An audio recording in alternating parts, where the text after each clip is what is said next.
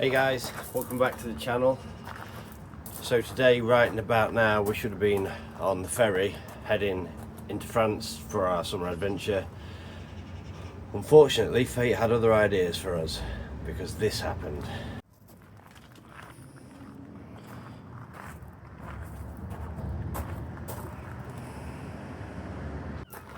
So not great, but we're determined to make this trip happen still. So we've delayed the ferry now until Friday evening, which gives me 3 days. 3 days to chuck a quick camping conversion into the back of the Shogun and still have an amazing time in France on our 4x4 adventure. So it's a bit of a tall order, but we've got to try and fit everything that we need into this. It's going to be cramped, that's for sure. There's 3 of us, 3 dogs. So the first priority is we need the 3 dogs to be able to sit comfortably in the back here. We need a bed that folds out in the rear for our daughter. We're going to swap the roof tent and everything over. That's fairly straightforward. So we can swap the roof tent over, the luggage carrier that's on top of the roof tent, as well as the soul shower that we've just made. So all of that is just straightforward swap over. We're going to take the single seat out and build in some kind of storage section in there that we can house most of our camping gear in. My initial thoughts are that we can raise the floor ever so slightly to get a pull-out drawer in it, which will do our cooking and everything on just like we had planned to eat there. Trouble is, these Shogun Sports are very high, so we can't raise it by a lot. Ideally, I want my big boy gun to be able to stand up still in the back. So it looks like about 4 inches is the max I can raise the floor.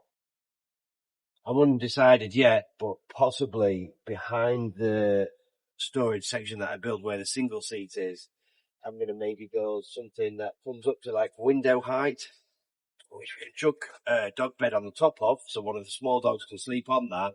There's storage within it for more things like our clothes. I've ordered a trailer hitch converter so I could put one of those on and I'd still use the luggage rack that we have on the Delica. As well as this, we're going to have to chuck a quick service in the Shogun to be on the safe side before we go. She has just had a full MOT, so we're fairly confident with her mechanically. So 3 days. 3 days. This is going to be a challenge. So let's see if we can turn this around in 3 days and still have an amazing time. We'll worry about the Delica when we get back. It is all cosmetic. A lot of people would look at that freak out, but it's just paneling. I'm going to have a bit of a nightmare sourcing another one of those bumpers, but I did want a metal winch bumper anyway, so maybe fate has pushed me in the direction of that. Wing on it, side repeaters, etc. They're fairly straightforward. I've already spoken to Paul at Mitsubishi and they've got all those bits. He has bumpers, but not the facelift model. So I'm actually not that freaked out about that. The driver that we had a collision with is uninsured. Not sure whether that will maybe work in our favour because technically I think it was possibly our fault. It's hard to say. It all happened so quick. We came round a corner, blind spot and a roundabout before we knew it. The collision had happened. It is what it is. Nobody's hurt. That's the main thing. So we'll worry about that when we get back. For now, for the next 3 days, priority is doing something quick and functional in this bad boy. It was on my plan of projects to get done quickly anyway. So let's see if we can get some good content out of this and turn a bad situation into a good situation.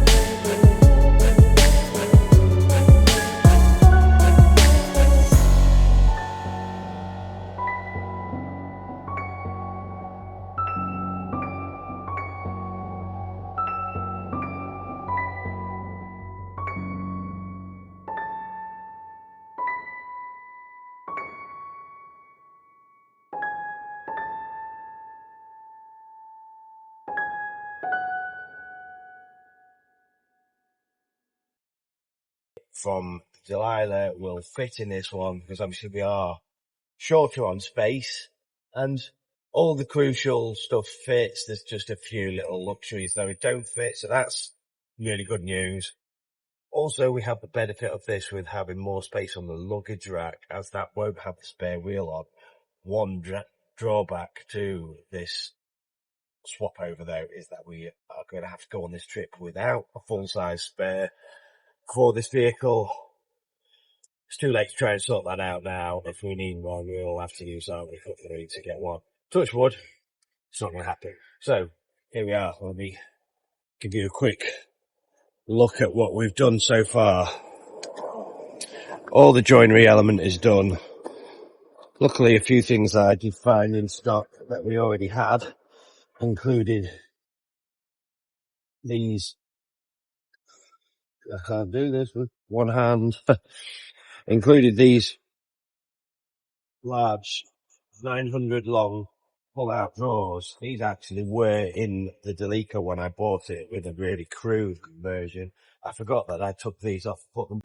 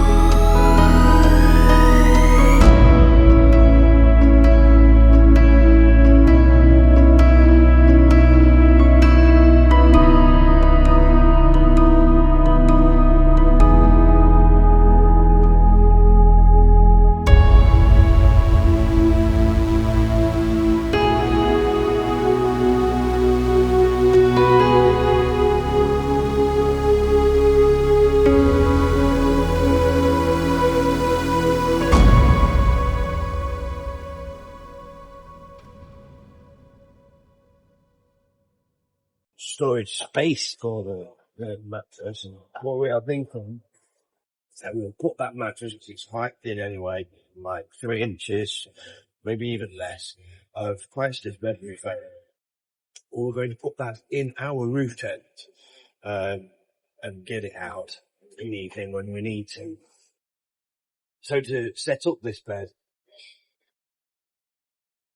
seats need to be all the way forward and fully reclined.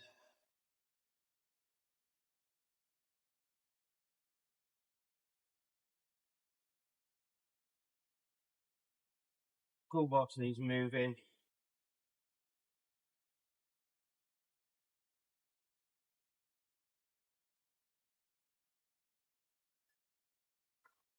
And there we go. It's quite straightforward. And then we roll the mattress out. And I'm quite surprised to discover that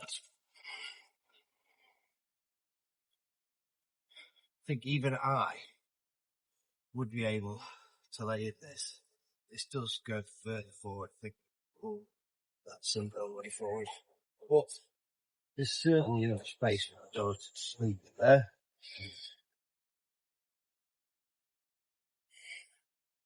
So that's worked out well. Then around this side, you see, you can access the storage that's in there on both sides. This is actually largely empty, so we've got that to fill up yet. So there's more space actually than we thought. Everything's pretty rammed in.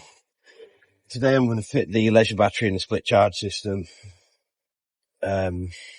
Tomorrow that will leave mostly just some fettling jobs. I want to service the truck and a couple of little things that have niggled me for a while that I've not got around to. I'm going to wire up spotlights on the top. And hopefully we'll get a chance to stick another set of Wild Adventure Camper graphics on this as well, as the purpose of this trip was for some good promo material. But that might be pushing it. Let's see how we get on. But 17-hour day yesterday certainly seemed fruitful.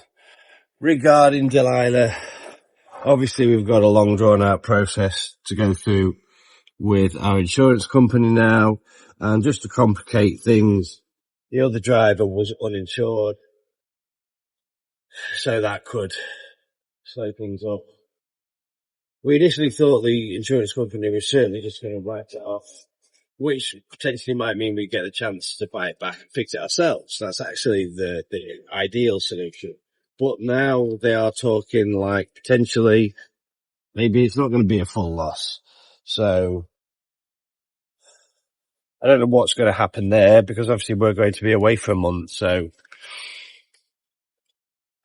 we'll have to arrange for them to be able to collect it from here while we're away and take it. And it might be a nice little thing to come back to it fixed if things move that quick. So that's the end of the first day. Today, I've got some help coming over to give us a lift with the roof tent. We've got the tow ball mount to sort out. We've got the electric to sort out. We are waiting for some things to be delivered, so that slows things up. Depends how quick they come. If they don't come until later on today, that's going to slow things. In which case we'd maybe get the service done, things that we were going to do tomorrow today. Obviously another thing that's complicated things is that we don't have a van to run around in at the moment now. Delilah's off the road. So